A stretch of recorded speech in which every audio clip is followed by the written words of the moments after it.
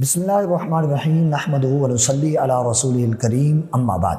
بلی کے جوٹے کا کیا حکم ہے؟ بلی اگر کسی برتن میں منہ ڈال دے، اس میں کوئی کھانے والی چیز پڑی ہوئی ہے یا پینے والی پڑی ہوئی ہے،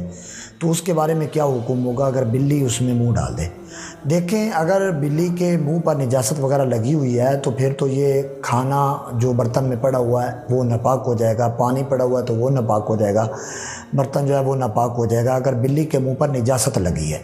اور اگر بلی کے منہ پر نجاست لگنا معلوم نہیں ہے اور آپ نے دیکھا ہے کہ اس کے منہ پر لگی ہوئی نہیں ہے، یا جب اس نے منہ میں ڈالا ہے تو آپ کو پتہ نہیں کہ لگی ہوئی تھی کہ نہیں، معلوم نہیں ہے آپ کو کہ اس کے منہ پر نجاست لگی تھی یا نہیں لگی تھی، تو لہذا اس صورتحال میں وہ بیچ میں پڑی ہوئی چیز کھانے پینے والی وہ مکروہ ہو جائے گی۔ لہذا اب اگر جو پانی پڑا تھا تو لہذا اب اگر آپ اس پانی سے وضو کرنا چاہتے ہیں تو وہ پانی مکروہ ہے، اور اگر آپ کے پاس کوئی صاف پانی اور پڑا ہوا ہے تو آپ اس سے وضو کریں، اس پانی سے وضو نہ کریں جس میں بلی نے منہ ڈالا ہے۔ اور اگر آپ کے پاس صاف پانی نہیں ہے تو آپ اس پانی سے وضو کر سکتے ہیں، اور اگر آپ کے پاس صاف پانی موجود نہیں ہے تو اس پانی سے آپ غسل بھی کر سکتے ہیں۔ اسی طرح اگر آپ کے پاس کوئی کھانا پینا اور نہیں ہے تو آپ یہ کھانا کھا سکتے ہیں، اور لیکن اگر آپ کے پاس کوئی اور کھانا پینا صاف موجود ہے تو آپ اس کو چھوڑ دیں، باقی جو صاف ہے کھانا پینا اس کو کھائیں، جو پانی وغیرہ ہے اس کو پئیں، اسی پانی سے، صاف پانی جو ہے اسی سے وضو کریں، اسی صاف پانی سے غسل کریں،